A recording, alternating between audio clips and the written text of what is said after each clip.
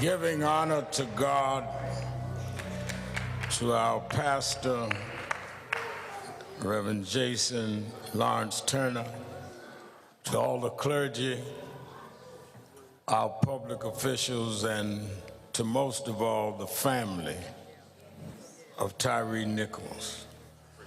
Let me say that we're blessed to have a young pastor who has labored in social justice and prophetic vision.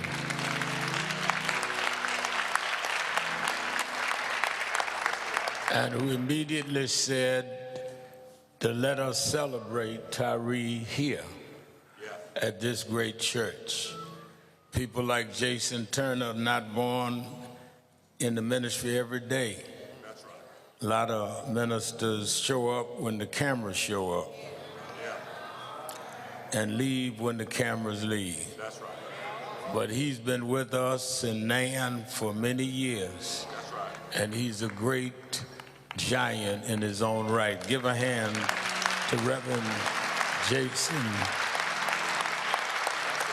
Turner. Let me also say that I want to recognize there are other families that have come from around the country that know what Mr. and Mrs. Wells is going through and all of the siblings. I want them to stand and be recognized because they know what it is to sit at a funeral like this.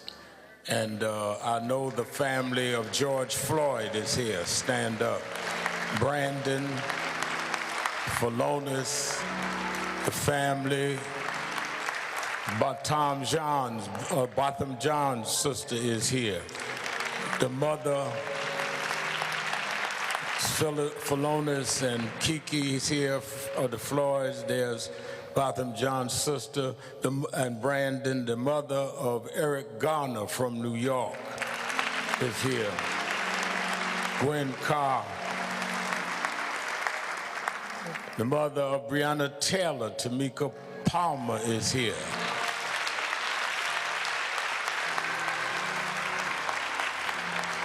And there may be others that I did not have the note for. I want the family to know that they've come to be with you on this day from all over the country. That's right.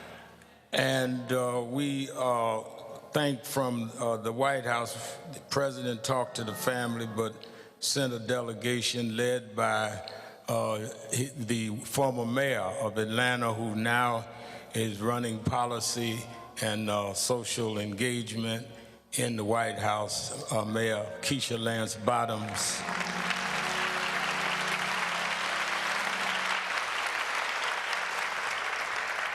The head of infrastructure, the infrastructure czar of the country, former mayor of New Orleans, stand up, Mitch Landrieu is here.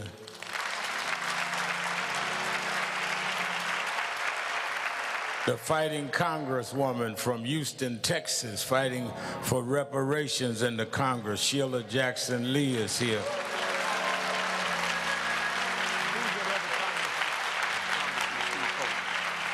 And my friend and brother, the congressman right here from Tennessee, Congressman Steve Cohen is here.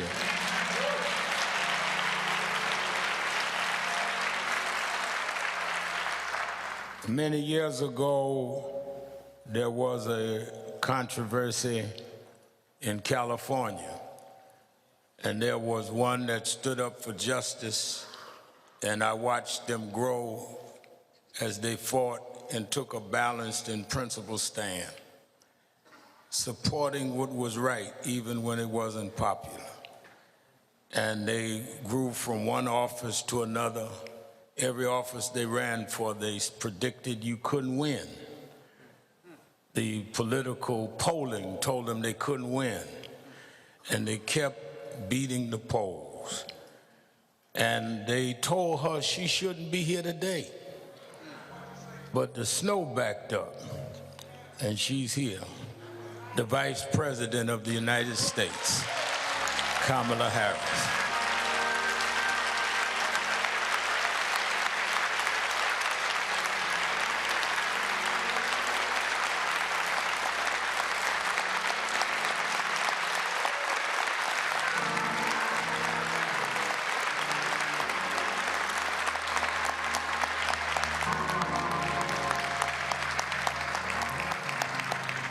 I was going to be polite about it, but since y'all stood up and clapped so long, wouldn't it be nice for her to share a few words with us? Come on up here so they can see you.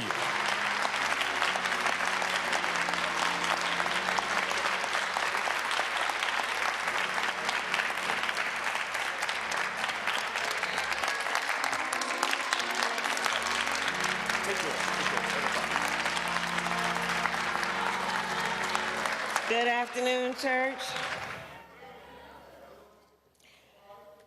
Reverend Sharpton, I want to thank you for all you do for so many. There are so many families here who have been personally touched by your leadership and your strength and your fellowship.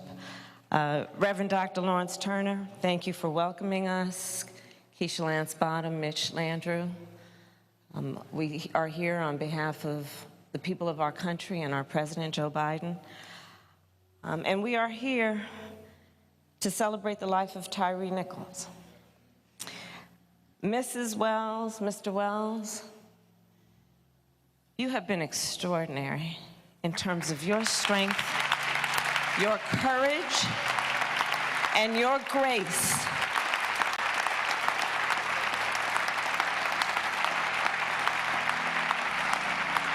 And we mourn with you, and the people of our country mourn with you. And I I'm gonna be very brief.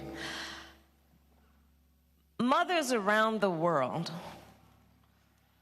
when their babies are born, pray to God when they hold that child that that body and that life will be safe for the rest of his life. Yet we have a mother and a father who mourn the life of a young man who should be here today. They have a grandson who now does not have a father. His brothers and sister will lose the love of growing old with their baby brother. And when we look at this situation, this is a family that lost their son and their brother through an act of violence at the hands and the feet of people who had been charged with keeping them safe.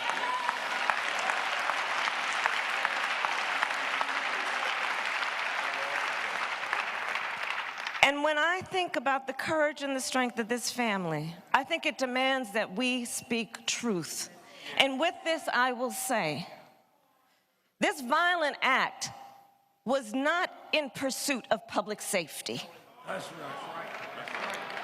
It was not in the interest of keeping the public safe, because one must ask, was not it in the interest of keeping the public safe that Tyre Nichols would be with us here today?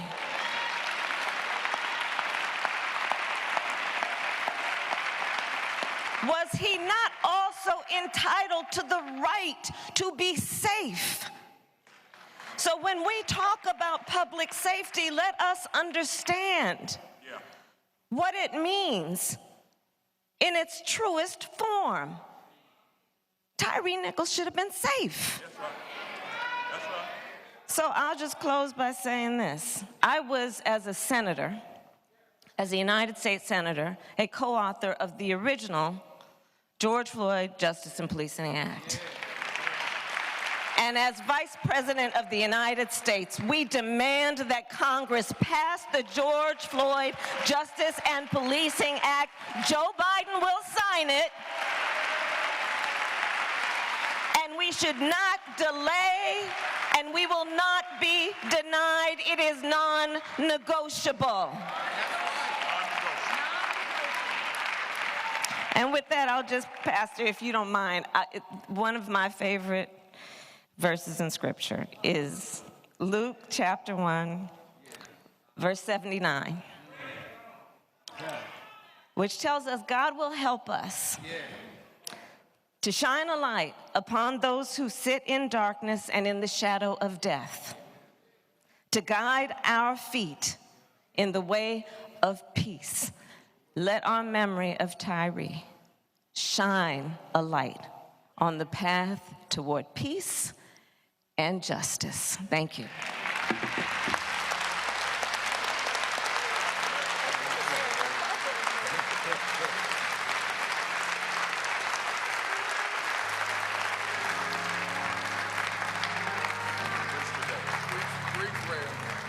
Vice President Kamala Harris.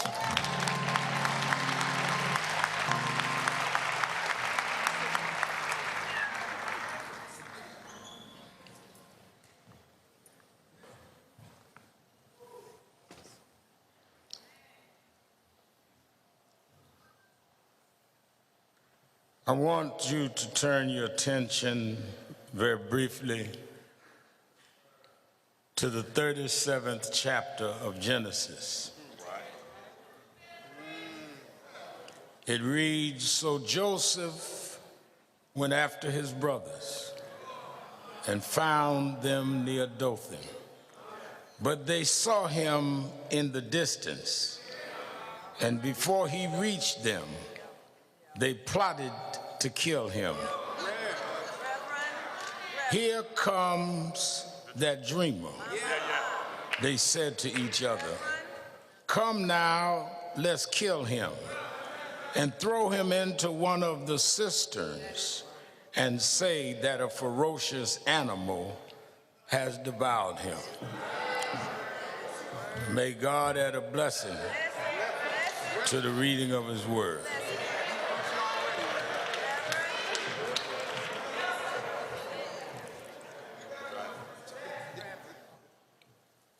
Early this morning before dawn, I did what I often do when I come to Memphis.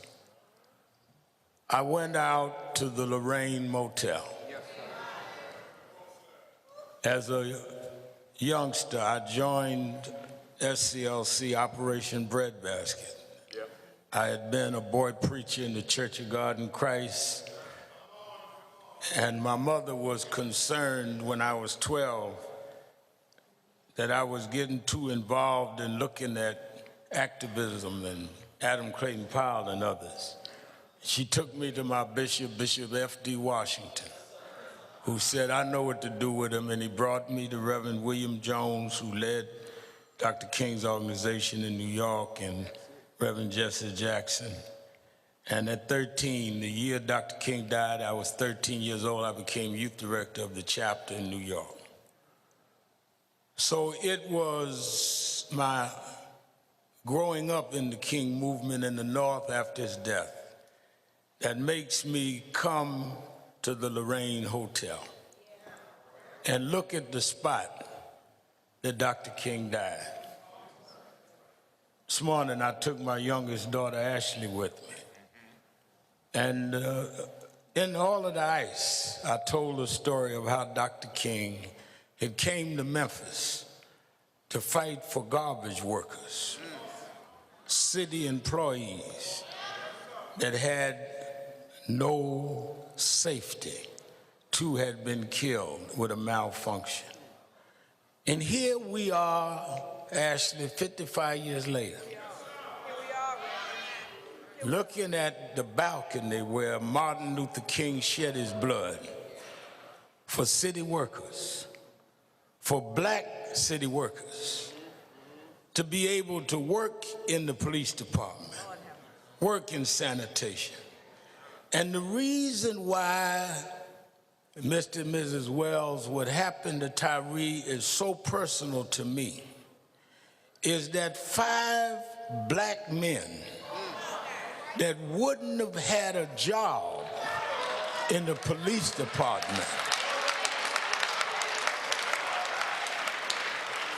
would not ever be thought of to be in an elite squad.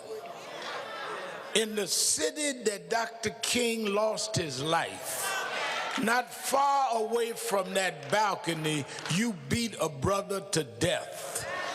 There's nothing more insulting and offensive to those of us that fight to open doors, that you walk through those doors and act like the folks we had to fight for to get you through them doors.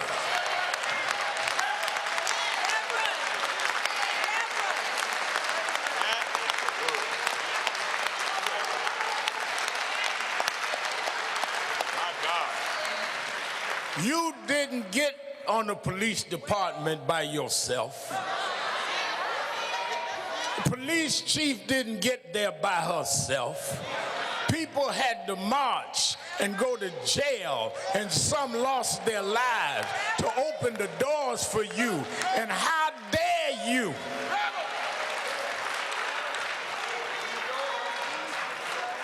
Act like that sacrifice was enough for nothing. You ain't in no New England state, you in Tennessee. Where we had to fight for you. And you take that position and do what we saw, and then some of y'all got all this mess on social media. Let me tell you something. I don't know what you writing on social media. I know what I saw on the tape. And the tape speaks for itself. They never asked this man for his license. Never asked for the car registration. Snatched him out of the car and began beating him. Nobody mentioned nothing about no girlfriend. Nobody mentioned nothing about no man. They started beating an unarmed man.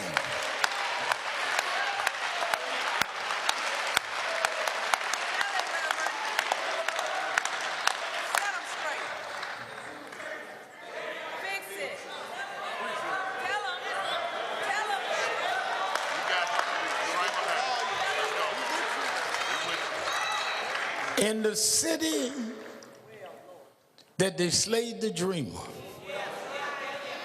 what has happened to the dream? In the city where the dreamer laid down and shed his blood, you have the unmitigated gall to beat your brother, chase him down and beat him some more. Call for backup and they take 20 minutes. And you watch him and you are too busy talking among each other. No empathy, no concern. If you read the story of Joseph, when his brothers threw him in the pit, nobody came to help him, like nobody came to help Tyree.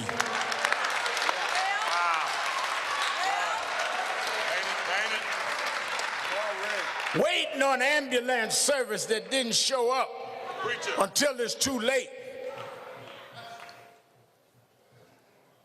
What will happen to his dream? What will happen?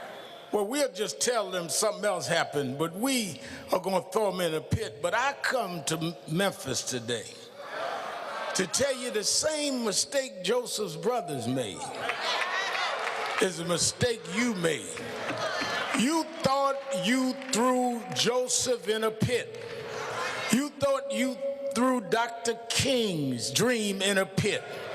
But every time you throw something in a pit, God takes the pit and raises it up and changes the whole world.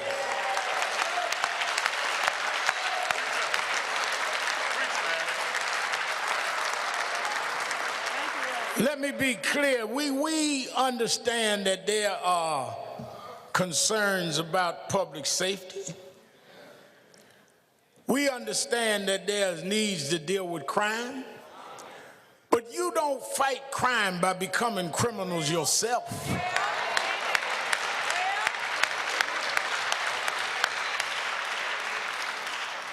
You don't stand up to thugs in the street becoming thugs yourself.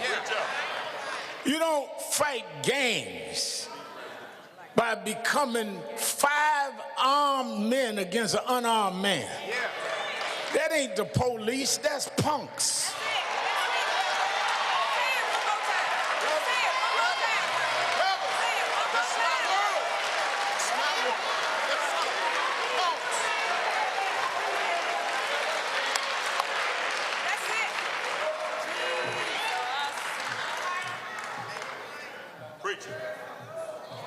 Man said, I didn't do nothing. You kept on going anyhow. Why do they go ahead? Because they feel that there is no accountability. They feel that we are going to get angry a day or two and then we're going on to something else. But some of us do this every day. Some of us believe in the dream has to come true. Some of us are going to fight until we make this legislation happen. I don't know when, I don't know how, but we won't stop until we hold you accountable and change the system.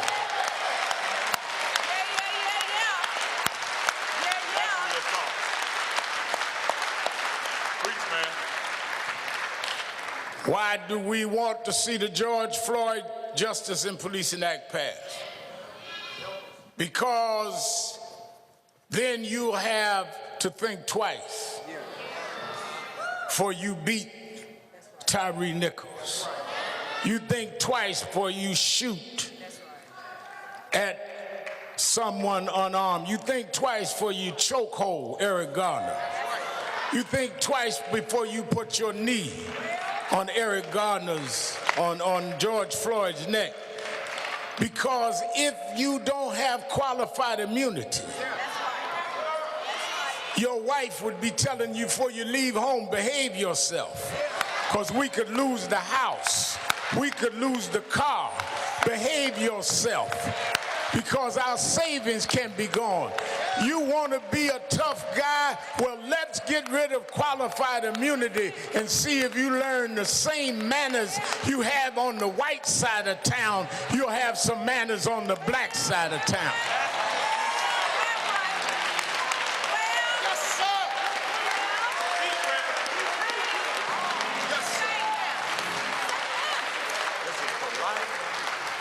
Well, Reverend Al, you don't understand.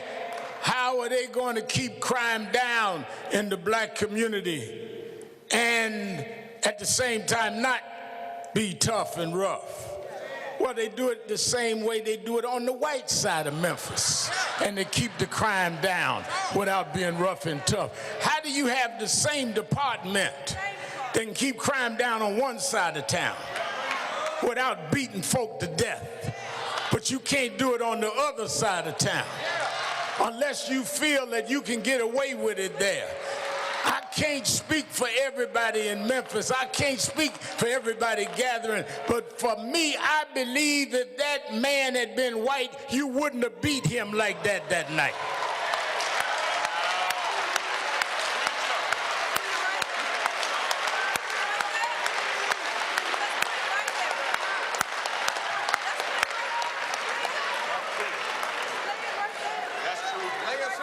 We're not asking for nothing special. We're asking to be treated equal and to be treated fair.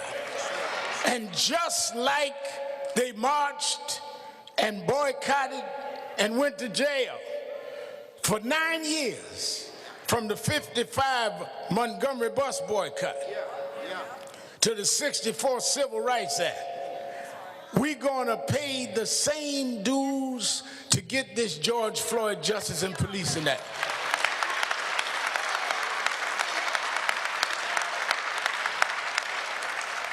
Reverend, how long? I don't know how long. They didn't know how long it would be when they boycotted in the 50s. It's not about a timetable. It's that we cannot continue to live under these double standards and under these conditions. We don't care how long, but I can tell you one thing, those of you that keep voting against that bill, we're going to vote against you. We got more numbers than the police union.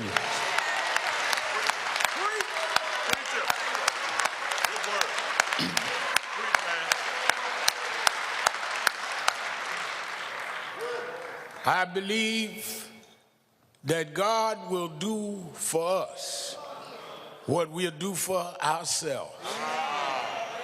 And even in the pit, Joseph never lost his faith. Joseph could have gave up. Joseph could have gave out, but in the pit, he still believed in the God of his father. And even as I stand over the casket of this innocent young boy, this young man, 39 years old, with a 4-year-old son that his mother and father and his siblings have to raise, I believe that God will take him, Tyree, out of that pit and use him as a symbol for justice all over this country.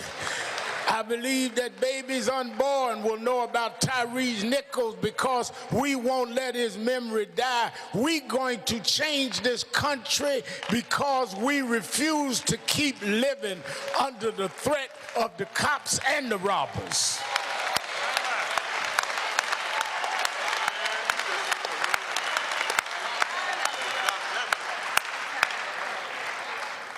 What touched me, I was raised by a single mother. Daddy left when I was 10. Mama raised my sister and I on welfare and food stamps. What touched me is when I heard him calling for his mother. Just like George Floyd is calling for his mother. Something you'd have to be a black man, that the only thing between you and disaster was your mother. To understand what calling for your mother means. Somewhere deep in my heart, I understood Tyree. Because the only thing that kept the kids from laughing at my banana sandwiches in school, because she couldn't afford enough to put meat there, but Mama would make it all right for me. And he knew if he could just get Mother, that they would quit beating him and quit stomping on him. All he wanted to do was get home. Now home, Reverend Jamal Bryant, home is not just a place. Home is not just a physical location. Home is where you are at peace. Home is where you don't have to keep your dukes up. Home is where you're not vulnerable. Home is where everything is all right. He said, all I want to do is get home. I come to Memphis to say the reason I keep going is all I'm trying to do is get home. I want to get where they can't treat me with a double standard. I'm trying to get home. I want to get where they can't call me names no more. I want to get home. I want to get where they can't shoot and ask questions later. I'm trying to get home. Every black in America stands up every day trying to get home.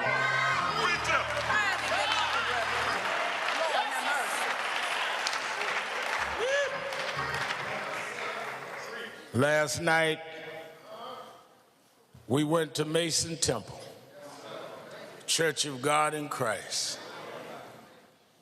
And the Wells family and Tyree's sisters and brothers stood there where Martin Luther King gave his last speech. They didn't know that night it was his speech for the last time. I was told by those that worked with King that raised me, and I recounted it with Mrs. King. I worked very closely with Martin III. We're going back to Washington August 26th. During his father's March 60th anniversary, we're going to deal with Tyree and the rest of these issues. And they were told me that that day, April 3rd, 1968, it was raining and storming. Dr. King said he didn't even feel like going to the rally. He had come to Memphis a week before to lead a march for the sanitation workers. That's right. And some provocateurs got at the end of the march. You know, there's still some around now. that's blacker than anybody else, that's more active than anybody else, that's more street than anybody else. They started a riot at the end of the march. And the press said, oh, Dr. King's day is over. Nonviolence is dead. So he came back to prove that he could march. If it wasn't for so-called militants, Dr. King would have never faced what he faced. That's why all of these people talking bad that you and I don't know, don't have no background on, be careful of who jumps in movements, because they set serious folk up. Dr. King came back, and that day was raining, and he said to Dr. Ralph Abernathy, Ralph, you go speak. I don't feel like going tonight. And they went on to the church, and when they got there, the church was full in a storm. Dr. Abernathy went into the payphone, and he called back to the Lorraine Motel, a black-owned motel. Told him to put his call through the room 306. Dr. King picked up the phone. He said, Martin, you need to come. There are thousands here. They didn't come to see me. Dr. King got in the car by himself and rode over to Mason Temple, and he started speaking that night, and something came over him. He said that I don't fear any man. He said, God has allowed me to go to the mountaintop, and I've seen the promised land. And that's the last speech he gave right here in Memphis when he went to the mountaintop. I believe when he looked over, he could see a Barack Obama become president. I believe when he went to the mountaintop, he could look over and see a Kamala Harris sitting as vice president. I believe when he looked over from the mountaintop, he saw black police chiefs. He didn't expect you to disgrace him. He expected you to bring us on to the promised land. That's why I'm still marching. Yes, I got books out. Yes, I got a TV show, but I'm a mountain climber. I'm not going to stop till I get to the top of the mountain. You can call me names on right-wing television. I'm a mountain climber. I expect stumbles to come my way. I'm a mountain climber. You can disgrace me, you can discredit me, but I'm going to keep on climbing. I'm going to climb until Tyre Nichols gets justice. I'm going to climb until Eric Gardner gets justice. I'm going to climb until we change the laws. We're mountain climbers. We're not day traders. We're mountain climbers. And if God be for us, it's more than the whole world against us. He walks with me. He talks with me. He tells me that I'm his own. He's been food when I was hungry, water when I was thirsty. He's my rock. He's my rock. He's my rock. My sword and shield. My wheel in the middle of the wheel. Yes. Yes.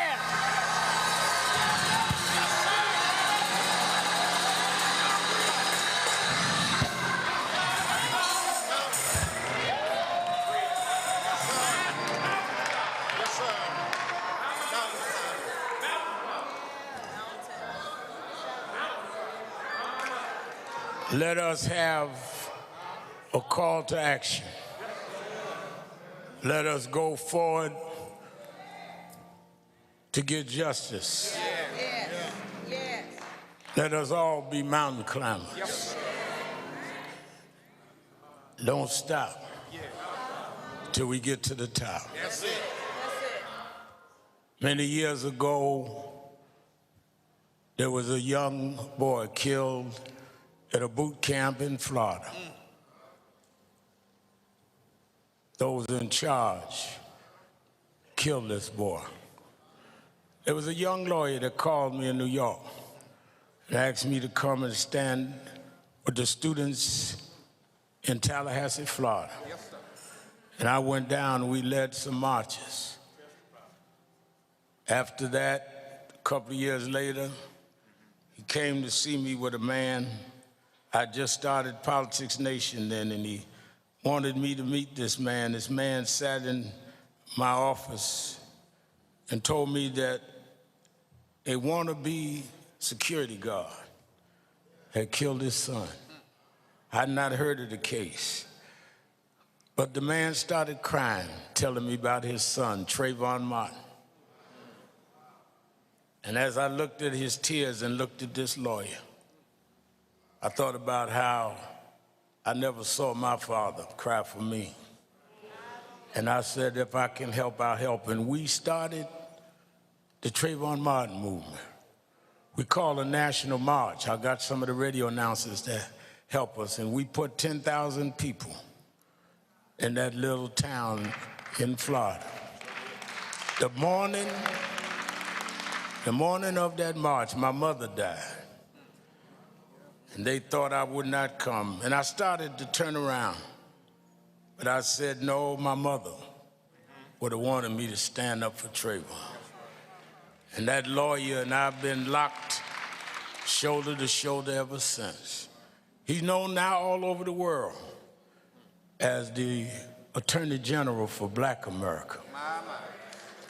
Why? Because he'll fight for us when others won't. That's right. Or they're gonna call your names, they're gonna always give you another angle. The only way you know you are making any headway is if you have opposition. The only time I get concerned is when everybody's on my side. But when y'all start calling my names, it gives me extra exercise in the morning. Because I know that people don't react unless you act. You can't be an activist if you don't have some reactivist. I bring you to give us our call to action. The Attorney General of Black America, Attorney Benjamin Crump.